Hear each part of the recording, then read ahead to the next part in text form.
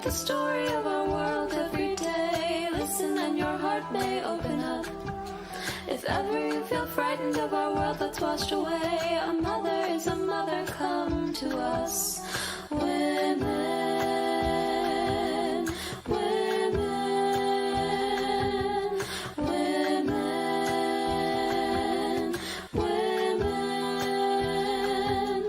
Women sew the fabric of our world every day. History of violence made it through. The stories that we share will live on until we say these truths are our gifts passed on to you. Women. Welcome to tonight's hashtag 101 Nights show. I'm Lisa Liebau, co-founder and president of the Scheherazade Project, a women's activism through storytelling arts movement that uses the power of art, creativity, solidarity, and courage in promoting social justice, nourishing our spirits, and enabling a more beloved community. To celebrate women's right to vote in the United States, we're bringing together women literary, visual, and performing artists to tell, dance, paint, sing, or weave at least one story per night from July 25th through November 2nd, 2020, showcasing our strong voices for 101 nights to encourage all Americans to use their voices in the most important way, by heading to the polls to vote. Join us live every night at 8 p.m. Eastern. Tonight we're featuring Janira Obregon, a New York native. At 6 months old, she was diagnosed with cerebral palsy and spastic quadriplegia. She's been a model since 2017 and models in hopes of changing how people with disabilities are viewed in the industry and anywhere else. Get ready to be inspired. Janira. I'd like to talk to you about what I've achieved in my life, not with a disability, but thanks to it. It might surprise some of you that whenever I talk about my disability, I call it a blessing. When I was born and then sent home, I was sent home as a healthy baby, saying that everything was perfectly fine. As the months went on, my mom realized that that was not the case. I had my hands clenched, I wasn't moving, head tilted to one side. So she took me back to see what was going on. They diagnosed me with cerebral palsy and spastic quadriplegia. Oh, and they told my mom, by the way, she won't be able to speak, hear, see, or move from the neck down. My mom took the diagnosis and said, I know she'll be fine.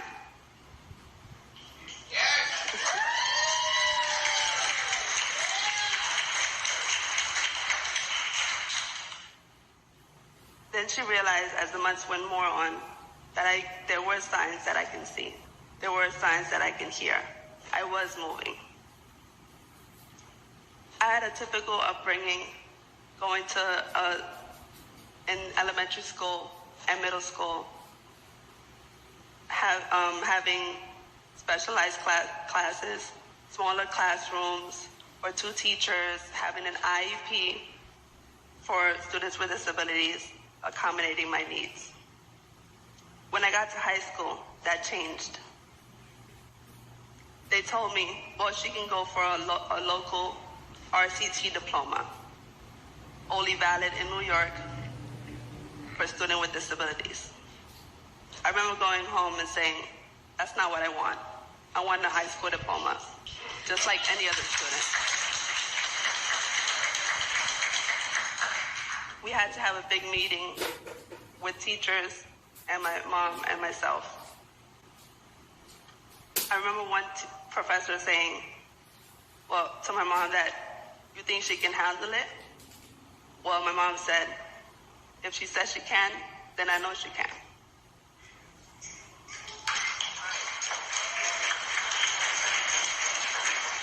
And that's exactly what we did. Basically, I had to forfeit my IEP. Graduation came along, and I ranked number 4th in my graduating class.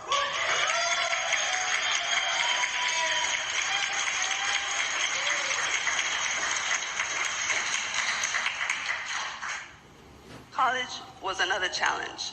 I soon realized these important words. These are my needs.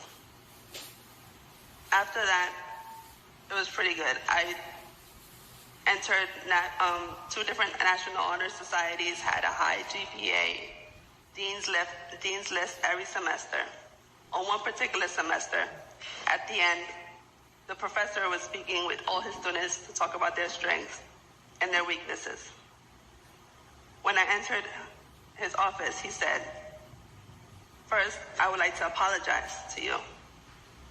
I looked confused, but I listened. He said, "I would like to apologize because I never had a student with a disability in my class, but you were one of the 3 students that received an A in my class. And you changed my perspective of what it is to have a disability."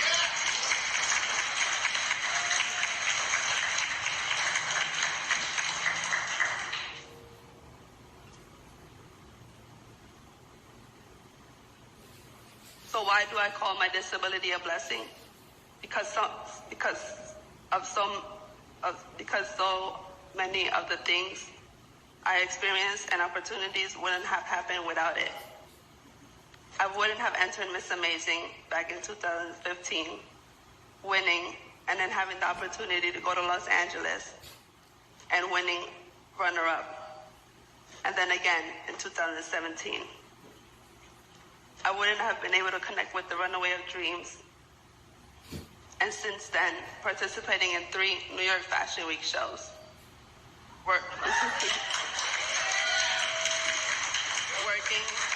Working with the designers and advocating and saying, well, let's design the garments this way, that way it's easier for me. Really, what I want to tell you tonight is simple. I'm just like you. I like to sit outside, enjoy the sun, hang out with family, sit back and watch a movie. Everyone has something they can do.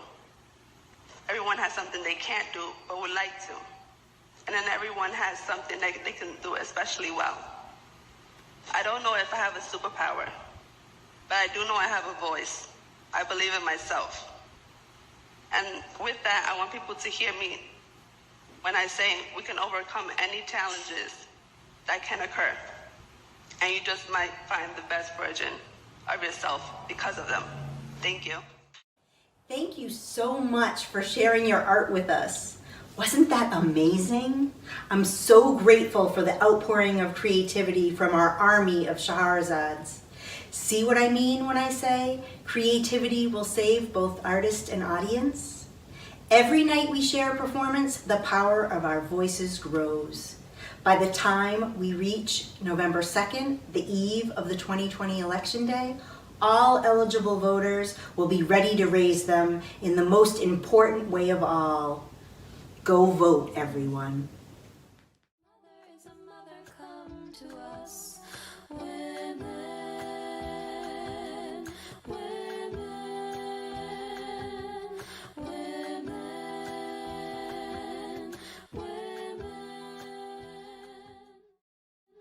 Women sew the fabric of our world every day. History of violence made it through. The stories that we share will live on until we say these truths are our gifts passed on to you.